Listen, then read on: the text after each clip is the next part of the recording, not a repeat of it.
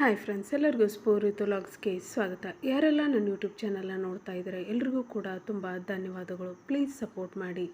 ಆಸೆ ಧಾರಾವಾಹಿಯ ಇಂದಿನ ಸಂಚಿಕೆಯ ಶುರುವಿಗೆ ರಂಗನಾಥ್ ಅವರು ಬುಕ್ ಓದ್ತಾ ಕುಳಿತಿರ್ತಾರೆ. ಅದೇ ಟೈಮ್ಗೆ ಸೂರ್ಯ ಮತ್ತು ಮೀನಾ ಮನೆಗೆ ಬರ್ತಾರೆ.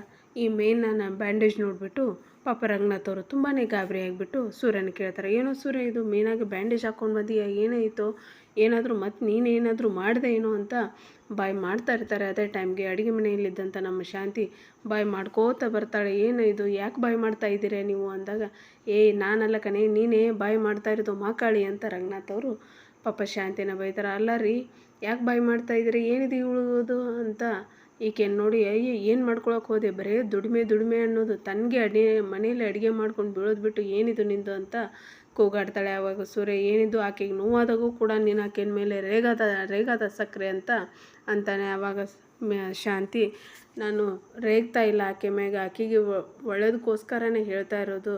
ಹಾಗಾದರೆ ನೋವಾಗಿದೆ, ಇವತ್ತು ನೀನು ರೆಸ್ಟ್ ಮಾಡು, ನೀನು ಇವತ್ತಂತೂ ಅಡುಗೆ ಮಾಡಲ್ಲ ಅಂತಾಳೆ. ಆವಾಗ ರಂಗನಾಥ್ ಅವರು, ಏನೇ ಆಕೆ ನೋವಾದರೂ ಕೂಡ ಅಡುಗೆ ಮಾಡಬೇಕೇನೆ ಅಂದಾಗ, ಇಲ್ಲ ರೀ, ನಾನೇ ಅಡುಗೆ ಮಾಡ್ತೀನಿ ಅಂತ ಶಾಂತಿ ಕಿಚನ್ ಕಡೆ ಹೋಗ್ತಾಳೆ.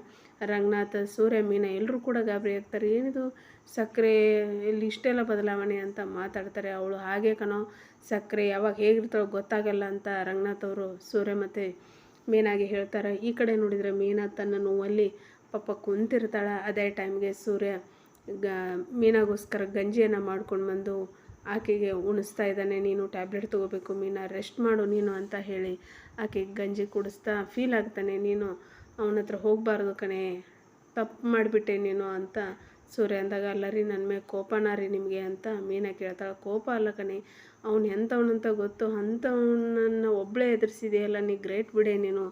ಆದರೆ ಅದಕ್ಕೆ ನಾನೇ ಮಂಜುನ ಸಂಬಂಧ ಹೇಳಿದ್ದು ಅಂದಾಗ, ಹೌದ್ರಿ, ಮಂಜು ತುಂಬಾ ಕೆಟ್ಟೋಗಿದ್ದಾನೆ, ಅದಕ್ಕೋಸ್ಕರ ನಂಗೆ ಬೇಜಾರಾಯಿತು ಅಂದಾಗ, ಅಲ್ಲ ಕಣೆ, ನಾನು ಅಣ್ಣ ತಮ್ಮಂದ್ರಿಗೆ ಈ ರೀತಿ ರಕ್ತ ಸೋರಿಸೋರ್ನ ಎಲ್ಲಿ ಕಂಡಿಲ್ಲ ಕಣೆ, ನೀನು ಹೆಚ್ಚಿನವಳಿದೆಯಾ ನೀನು ಅಂತ ಮೀನಾಗೆ ಸೂರ್ಯ ಹೇಳ್ತಾನೆ.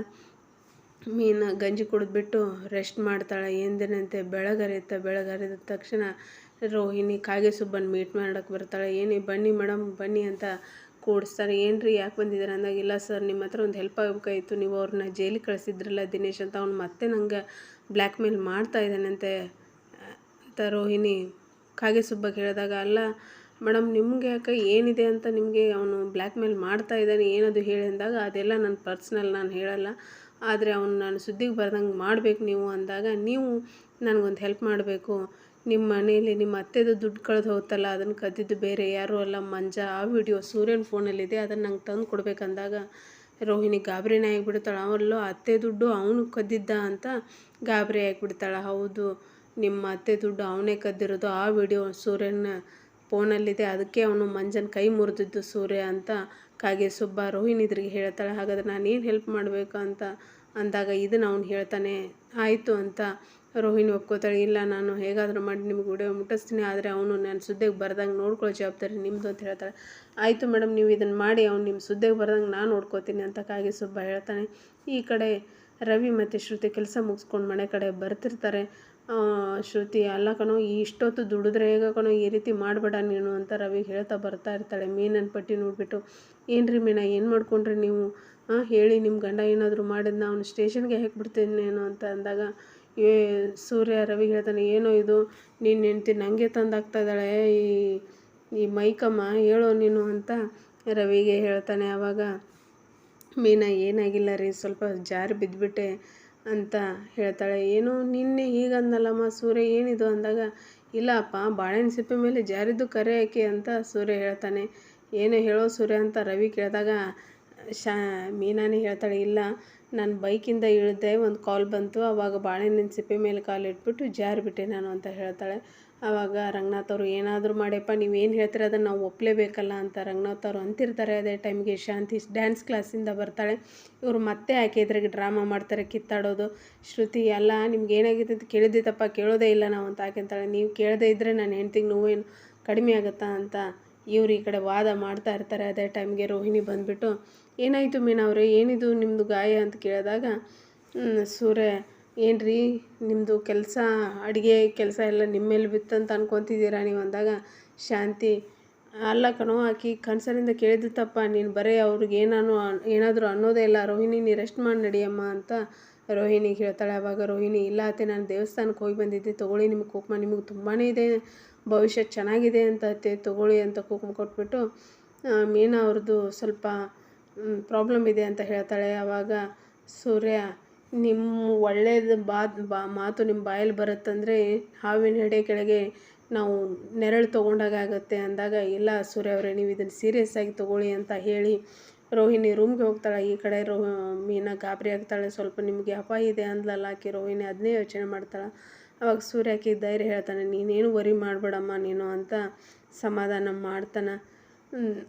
ನಂತರ ಎಲ್ಲರೂ ಕೂಡ ತಮ್ಮ ತಮ್ಮ ಕೆಲಸಕ್ಕೆ ಹೋಗಿ ಬೆಳಗ್ಗೆ ಹರಿಯುತ್ತಾ ಪಾಪ ನಮ್ಮ ಮೀನಾ ಅದೇ ನೋವಲ್ಲಿ ಮತ್ತೆ ಎದ್ದು ಕಿಚನ್ನೆಲ್ಲ ಕ್ಲೀನ್ ಮಾಡಿಕೊಂಡು ಅಡುಗೆ ಮಾಡ್ತಾ ಇದ್ದಾಳೆ. ಅದನ್ನು ನೋಡಿಬಿಟ್ಟು ಸೂರ್ಯ, ಏನ ಮೀನಾ ಇದೆಲ್ಲ ಬೇಕಾ ನಿನಗೆ, ರೆಸ್ಟ್ ಮಾಡಬಾರ್ದ ನೀ ಇವತ್ತೊಂದು ದಿನ ಅಂದಾಗ, ಇಲ್ಲ ರೀ ಹಾಗಂದ್ರೆ ಹೇಗೆ, ನನ್ನ ಕೆಲಸ ನಾನು ಮಾಡಲೇಬೇಕಲ್ಲ ಅಂದಾಗ, ಅವ್ರು ಯಾರಾದರೂ ಮಾಡ್ತಾರೆ ಬಿಡಿ, ಸಕ್ಕರೆ ಮಾಡಿಲ್ವಾ ನಿನ್ನೆ ಅಂದಾಗ, ದಿನ ಒಂದ್ಕೋ ಅತ್ತೆಗೆ ಹೇಳೋಕ್ಕಾಗತ್ತೇನ್ರಿ, ನಾನೇ ಮಾಡ್ತೀನಿ ಬಿಡ್ರಿ ಅಂತ ಮೀನಾ ಹೇಳ್ತಾಳೆ. ಅದೇ ಟೈಮ್ಗೆ ಮೀನಾಗೆ ಒಂದು ಕಾಲ್ ಬರುತ್ತೆ.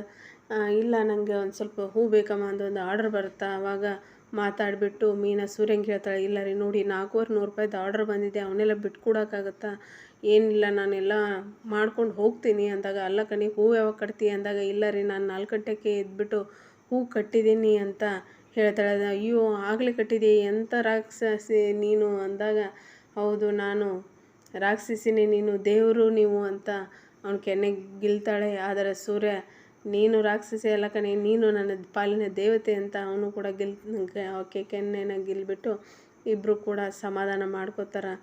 ಆದ್ರೆ ಸೂರ್ಯ ತುಂಬಾ ಫೀಲ್ ಆಗ್ತಾನೆ, ಅಲ್ಲ ಕಣೆ ನಿಂಗೆ ದುಡಿಬೇಕು ಅನ್ನೋದು ಎಷ್ಟೆಲ್ಲ ಇದೆ ಅಲ್ಲ, ನಾನು ನಿನ್ಗೆ ಹೆಲ್ಪ್ ಮಾಡ್ತೀನಿ ಬಾ, ನಾನೇ ನಿನ್ನ ಕರ್ಕೊಂಡು ಹೋಗ್ತೀನಿ ಇವತ್ತು ಹೂ ಹಾಕೋಕ್ಕಂತ ಸೂರ್ಯನೇ ಆಕೆನ ಸ್ಕೂಟಿ ಮೇಲೆ ಹತ್ತಿಸ್ಕೊಂಡು ಬರ್ತಾರೆ. ಈ ಕಡೆ ಅಜ್ಜಿಗೆ ಊಟನೂ ಕೊಡ್ತಾರೆ. ಆವಾಗ ಅಜ್ಜಿ, ಇಲ್ಲ ಕಣೆ ಮೀನಮ್ಮ, ನನಗೆ ನಿನ್ನೆ ಕನಸು ಬಿದ್ದಿತ್ತು, ಅದರಲ್ಲಿ ನೀನು ತುಂಬ ಅಳ್ತಾ ಇದ್ದೆ, ಯಾಕೆ ಅಂದರೆ ನೀನು ಮಾತಾಡಲೇ ಇಲ್ಲ, ಹೇಳಲೇ ಇಲ್ಲ ಅಂದಾಗ, ಹೌದಾ ಅಜ್ಜಿ ಅಂತ ಅಲ್ಲಿ ಕೂಡ ಆಕೆ ಮನಸ್ಸು ಸ್ವಲ್ಪ ಕದಲತ್ತ.